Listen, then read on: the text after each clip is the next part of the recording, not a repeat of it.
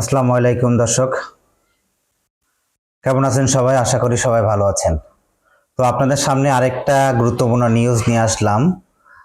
সেটা হলো যে যেখানে বাংলাদেশের রিজার্ভের পরিমাণ 24 থেকে 25 বিলিয়ন ডলার, সেখানে আমাদের মতো একটি ছোট এবং ক্ষুদ্র দেশে থেকে পাচার হয়েছে 234 বিলিয়ন ডলার।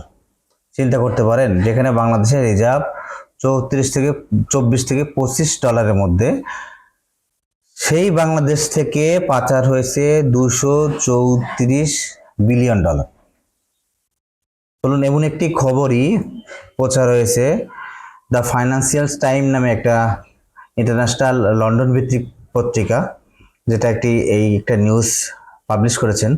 তো আমরা চলুন খবরটি একটু বিস্তারিত পড়ি। খবরটির শিরোনাম ছিল এমন: চোখের সামনে লুট, চোখের সামনে লুট, শেখ হাসিনা পতন থেকে লন্ডন পর্যন্ত অর্থ পাচারের তথ্যচিত্র। লন্ডন ভিত্তিক দৈনিক দ্য ফাইন্যান্সিয়াল টাইম, এফটি সংক্ষেপে যাকে বলা হয়, একটি তথ্যচিত্র প্রচার করেছেন। তথ্যচিত্রটির নাম দেওয়া হয়েছে বাংলাদেশের হারানো বিলিয়ন, চোখের সামনেই চুরি। মূলত দুর্নীতির মাধ্যমে উপার্জিত বিপুল পরিমাণ অর্থ পাচার এবং পুনরুদ্ধারের সম্ভাবনা নিয়ে তথ্যচিত্রটি তৈরি করা হয়েছে।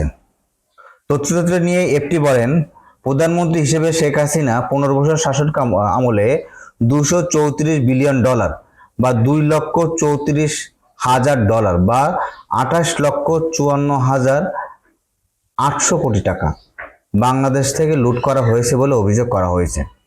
এই টাকা কিভাবে দেশ থেকে বের করে নেওয়া হয়েছিল এবং তা ফেরা আদৌ সম্ভাবনা কিনা, এই নিয়ে দ্য ফাইন্যান্সিয়াল টাইম বিক্ষোভকারী, রাজনীতি এবং বিশ্লেষকদের সঙ্গে কথা বলেন।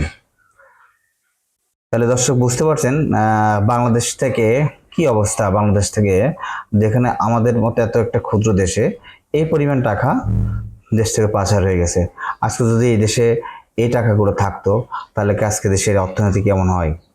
আজকে হাজার হাজার লক্ষ লক্ষ মানুষ বেকার, মানুষ চলতে পারছে না, অর্থনীতিতে মহামারী সংকট, সেখানে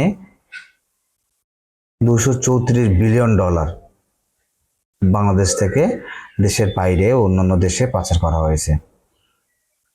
দর্শক, আপনাদের কাছেই মন্তব্যটা থাকলো, আপনারা এটা নিয়ে কি মন্তব্য জানাবেন। আর যদি ভিডিওটি ভালো লাগে, অবশ্যই একটু লাইক এবং সাবস্ক্রাইব করে দিবেন। আসসালামু আলাইকুম।